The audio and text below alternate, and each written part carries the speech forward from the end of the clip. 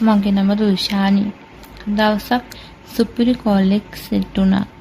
එයා මට වඩා බාලයි. මල්ලි කෙනෙක් වුණාට වැඩ නම් සුපිරි. මම ආසම විදිහට ඉන්න එයා හොඳට දන්නවා. ඒ මල්ලි ඉන්ෂුරන්ස් එකක තමයි වැඩ කළේ. තියාව අඳුරගෙන අපි දෙන්න කතා කර හිටියා. ටික වෙලාවක් යද්දි මට දැනුණා කොල්ලා ටිකක් සීන් එකට එන්ටර් වෙන්න තමයි try කරන්න කියලා. මාත් ඉතින් සීන් එකට තමයි බලන් හිටියේ. ඒ කාලේ මගේ බොයිෆ්‍රෙන්ඩ් බූට් එකක් තියලා තිබ්බේ ඒ වෙද්දි. කොල්ලා සීන් එකට එන්නේ කියලා මට දැනුණා. පස්සේ මමත් කැමති බව යාට ඇඟ වෙන්න ඇරියා. මල්ලි කියනවා අපි ටිකක් ඩාන්ස් කරමු අක්කේ කියලා. මමත් හා කියලා අපි දෙන්න ඩාන්ස් කරා. සෑහෙන වෙලාවක් ඩාන්ස් කරාට පස්සේ කොල්ලා කියනවා අපි ටිකක් නිදහස් තැනකට යමුද අක්කේ කියලා.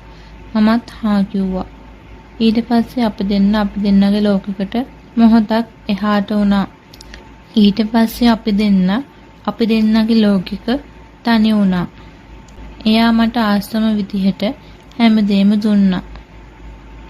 ගොඩ කාලයකට පස්සේ සුපිරිම සතුටක් ලැබුවා මම එදාන. මම ගොඩක් ආසයි එයාගේ වැඩවලට. එයා හොඳ වැඩකාරයෙක්. අපි උපරිම විනෝද වුණා. එදා පාන්දර වෙනකම්. ඊට පස්සේ සතියකට දෙපාරක් තුන් පාර වතාවක් අපි හම්බෙන්න පුරුදු වුණා. ඇත්තටම කිව්වොත් ඒ කාලය තුළ මම හොඳ සතුටක් ලැබුවා. මේ මෑතකදී මල්ලි විවාහ වුණා. දැන් එයාව මට අහිමි වෙලා. මම තනි වෙලා ඉන්නේ. හිතට ගොඩක් දුකයි. ඒ මල්ලි වගේ විශේෂකාර කොල්ලෙක් ඉන්නවා නම් මේකට කමෙන්ට් එකක් දාන්න.